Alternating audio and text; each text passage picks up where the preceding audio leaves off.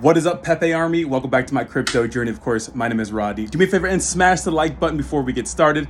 I'm out and about having some fun with my boy, but I wanted to make this video because I made a commitment to make a PEPE video every single day. Now, I don't need to tell you that PEPE is down today significantly, right? It gained another zero. And this is something I talked about before, where I mentioned that more established cryptocurrencies, especially meme coins, are going to do what the market does, but at an extreme level. If it's going to pump, it's probably going to send, right? If it's going to dump, it's going to dump a lot more. So obviously Bitcoin, Ethereum, all cryptos in general are down significantly. And PEPE is no exception, right? It's a PEPE, meme coin. Okay, so why, right? Obviously the situation with Binance going through their epic battle with the SEC, and this is going to take years to play out. Now, this is just, in my opinion, the flavor of the week when it comes to fear, uncertainty, and doubt. FUD.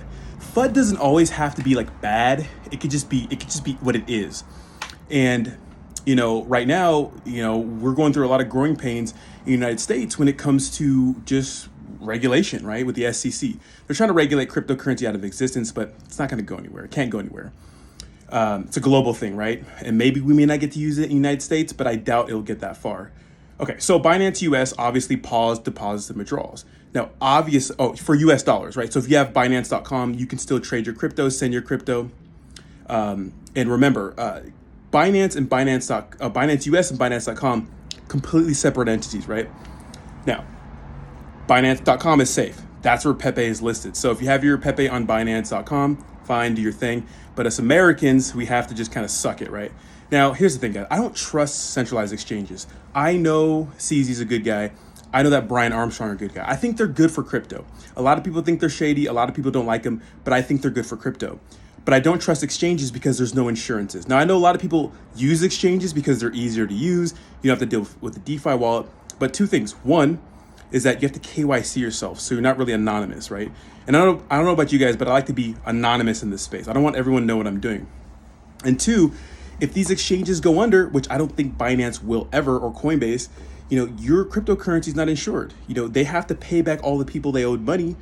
And the thing is, if this bear market gets worse, which it probably will, right? A lot of cryptocurrency projects, even exchanges that were doing well because there was money flowing in, may not do well now. And that's the exact same thing we saw with FTX. That's the exact same thing we saw with Celsius, Voyager. And at first it seemed like, okay, the CEOs were coming out saying, oh, everything's fine, but we found out that it wasn't. Binance is different though, right? Binance is a little different. And this, to me, in my opinion, this is an opportunity for Binance to really show they're not like the others. Because the issue is with these exchanges is that they're supposed to hold your crypto on their exchange 1-to-1, right? For their reserves, right? What does that mean? That means if I put $100 into Binance and I want to withdraw $100, I should get $100, right? Now, some of these other exchanges like Alameda or FTX and Alameda Research, they were just doing shady shit between the two entities, and you can't do that. Now, that's what they're kind of accusing Binance.com and Binance US doing, but we'll see how it plays out in the court. Now, when these guys go under and they file for bankruptcy, even though you may think your crypto is insured, it's not. The only thing that's insured on any of that stuff is United States dollars, right? Because there's FDIC insurance, but cryptos are not insured. So, for example, Voyager went down about a year ago, and just now, about a month ago, people are getting notifications that, hey, they might be able to reimburse people 30 cents on the dollar, which means if you put $1,000 into Binance, you're only gonna get, FTX, Voyager, you're only gonna get $300. Like, that's ridiculous. I don't know about you guys, but I want all my money. So I don't trust centralized exchanges. I think they're great for people that are new, but you got to take the step and dabble in the DeFi. Now, in the description of this video, I have a video that shows you guys all about how to use a ledger, a cold storage wallet, and you have to learn how to use them. I'm telling you, you have to learn how to use them because it's completely anonymous, right? And they're your keys to your crypto. You don't have to sleep with one eye open, wondering if your exchange is going to go down. So what about PEPE getting listed on Binance? On Coinbase? Not yet, not right now, because it's a little crazy in the market right now when it comes to what's security, what's not, yada, yada, yada, yada. And I don't think Coinbase wants to take a risk by listing PEPE on the exchange just yet. I think it needs to be a little more established. So Coinbase listing, probably going to take a while, maybe during the next run or something like that. Okay, Robinhood. That's an interesting one. So Robinhood You know, as soon as the SEC said that these were securities, Robinhood was quick to turn their back on them.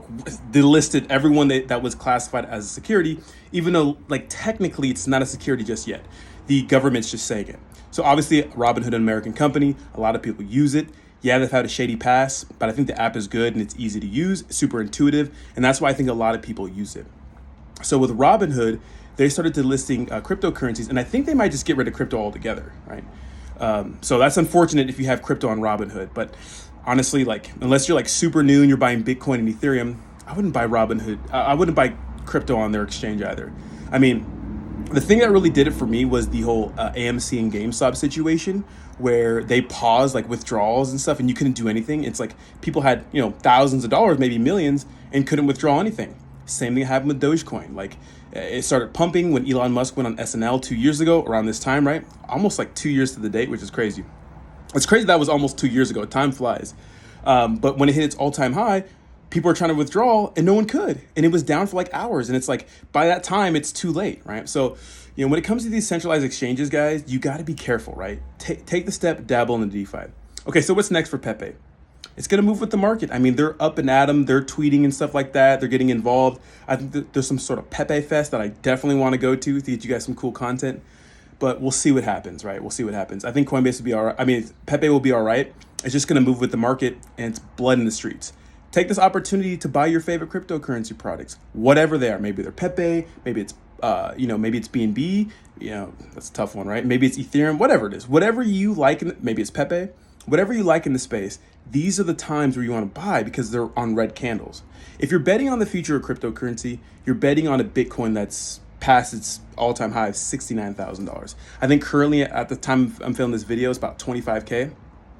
But this is where you make the money because everyone wants to buy on the huge green candles. No one wants to buy when we're on red candles, which that has to be the common practice in this space. So let me know what you think in the comments down below. Sorry about the video. I'm not in my studio or my office. I'm out and about. Again, thank you guys so much for supporting me. Like, subscribe, all that good stuff. And I will talk to you tomorrow, baby. Peace.